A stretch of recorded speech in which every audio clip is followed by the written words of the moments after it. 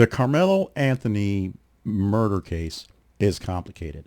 The case where one young man stabbed another young man at a track meet, a white man was stabbed by a black man, is really hard to kind of fathom in the large scheme of things. It really is. With everything going on right now, having something that should be as black and white as this and turned out to be, for the jury, as black and white as it was, is a bit complicated.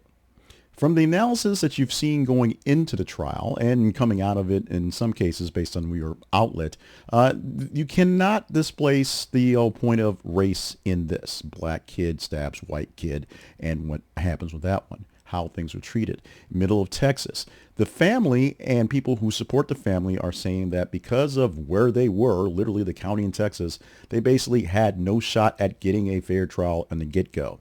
Mark Geragos, you may remember that name, said when they did jury selection and had basically one black juror who basically pulled himself off of it because he could not see himself convicting a young black teen of something like this. So there were no black jurors. There were jurors of color. There were women as far as I can tell, but there were no black jurors. Meant he had no case but to basically get what he got, the murder conviction and the years in the sense going forward.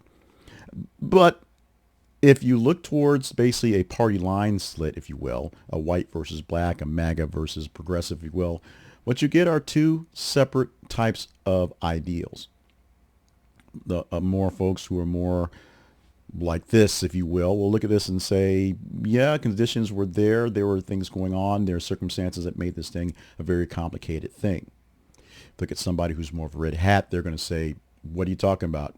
Case closed. We saw the evidence. We got justice. It's what's happened. So the curious case, when I saw this story come down through Mediaite, because I didn't see the actual reporting this morning, from Lawrence Jones, the Fox News host, who gave his opinion on the Karmelo Anthony trial and how he was conflicted, but then eventually the evidence essentially changed his mind because it was clear cut.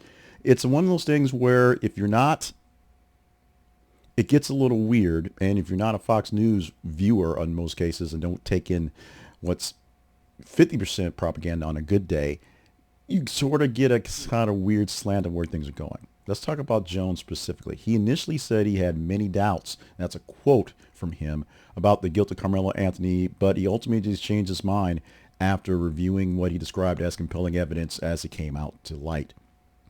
From reporting that highlighted by Yahoo Entertainment, Jones publicly acknowledged that his early assertions were examining how things worked out, and he believed that there might have been a little more wiggle room, a little more cases for Anthony to be maybe found guilty.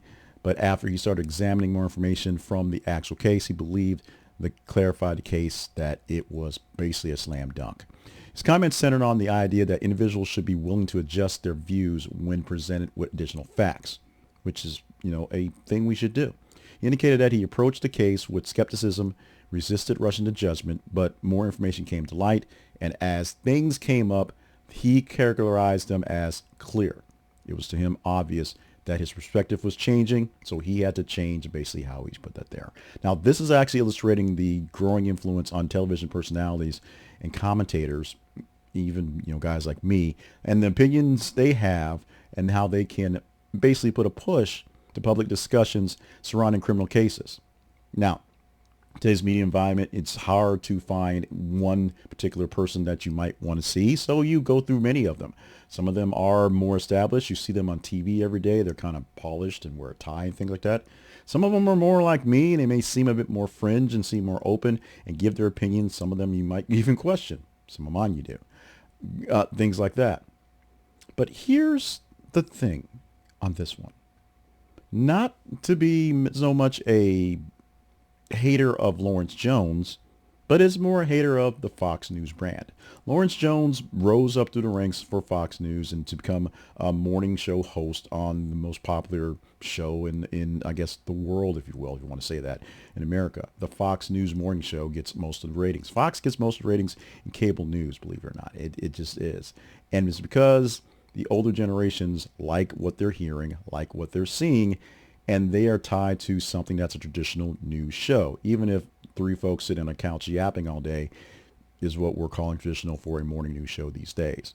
Now, Now, my real beef with Lawrence Jones is really what the way he framed this as. He had some skepticism, but then the facts just became so clear that he had to fall in line with what was going on there.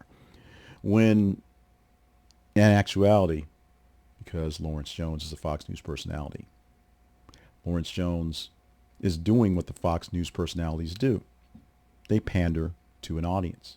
They play up a situation. They bring on the president, or more specifically, president just sort of calls when he feels like it and talks to them for hours on whatever he wants to say without any pushback, without any fact checking about what's going on. And Lawrence Jones does the same thing. And the only thing that's not a crime, but it is something that makes me have to go, is the... Now, let me be clear. Let me be the first to say that I was once like a staunch Fox News supporter until they got really, really, really seriously crazy with the Trump stuff. And I actually am more conservative than liberal, if you will. I basically fall in line with a 60% on the conservative side. So it's there. You can see the things. We can go through the list, and they'd be for the period of test you want to. But it is an issue when you are basically playing to an audience, playing to keep people afraid, playing to keep people in a smokescreen of whatever. When you say these things, I do not believe, for 1 minute, that Lawrence Jones does not believe what he says.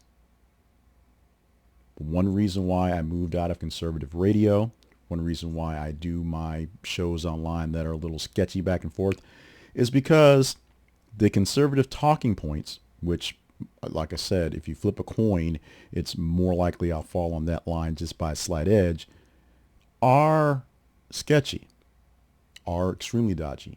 There is a lot of good in what they're going for in the platform, but their tactics of getting there and the way they essentially look at the guy in charge, lie, cheat, and steal to keep in power, becomes a problem. So this is not a diss on Lawrence Jones, and this is, I don't have an audience big enough that anybody's going to really care. No one's going to call Lawrence Jones and have he go back and forth on an X fight for this one, going back and forth. But it does say something about the case. This is the case that, as I look at the evidence, I have to go with what the jury went with. The jury went with the guilty verdict, and that's what's there. But there are also many things that are wrapped into it, including there is race involved. There is a undertone, if you will, or overtone, based on how you want to, declare it. Where it happened, the situation going on, the whole fight itself is something that does have that there. Guess what, folks? We are not post-racial. Racial issues do exist and are extremely detailed into a lot of things we do, even if no one wants to bring it up. That's not what Lawrence brought up. That's not what Mr. Jones brought up here. And I want to make sure I am clear that I have no hate for him and him in his stature. In fact, I'm impressed that he's gotten this stature here on Fox News. He has a national platform. Good for him. Extremely jealous.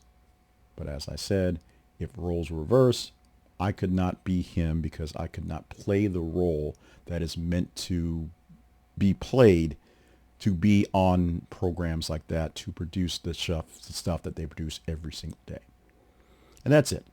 It's an odd take, you would say, but just when I read the story and went through this and it took some time to sort of gleam it out and work through the pieces of it, it really came down to, there's not a problem with Lawrence Jones saying that Karmelo Anthony is guilty, because that's what the verdict came down.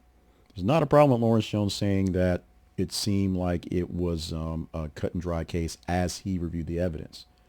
But the fact that he actually opened up with sort of like, I wasn't quite so sure, and then the evidence was there, so bam, it's there. It's pandering. It is clear pandering.